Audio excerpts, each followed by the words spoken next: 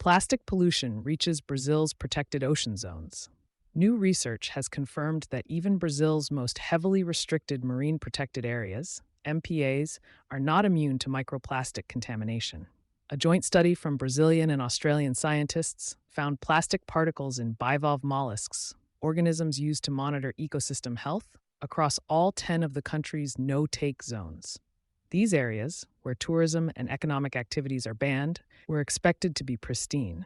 Yet microplastics, carried by wind and water from distant sources, are reaching even the most isolated reserves. As a biological reserve with no human access, Atoll das Rocas recorded the lowest contamination level, but not zero.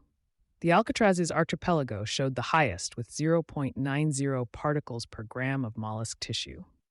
While these levels remain well below contamination found in Brazil's industrial coastal zones, some 50-60 times higher, the findings highlight a critical vulnerability.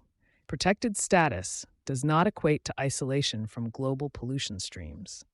Industry pressure mounts as global plastic treaty takes shape. The chemical fingerprint of these particles tells a broader story.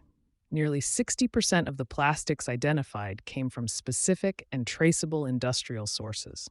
The dominant material, alkyd polymers, originates primarily from marine paints and varnishes used by shipping and fishing vessels. Other common contaminants included PET from packaging, PTFE from coatings, and cellulose likely tied to synthetic textiles and urban runoff. These findings should raise concern for sectors linked to marine logistics, coastal manufacturing, and synthetic textiles.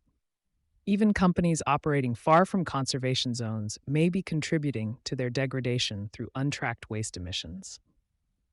Traditional pollution controls focused on localized sources fall short when ocean and atmospheric currents distribute contaminants globally. As the UN continues work on a global plastics treaty, the message is clear. Effective regulation must span borders, sectors, and ecosystems. Businesses need to start treating plastic emissions as long-term liabilities, not just local compliance issues. Proactive waste management strategies, particularly around maritime operations and synthetic material disposal, are becoming not just environmentally responsible, but economically strategic. You've been listening to Sustainability Soundbites from E+E Leader. For more information on sponsorship opportunities, reach out to our team today.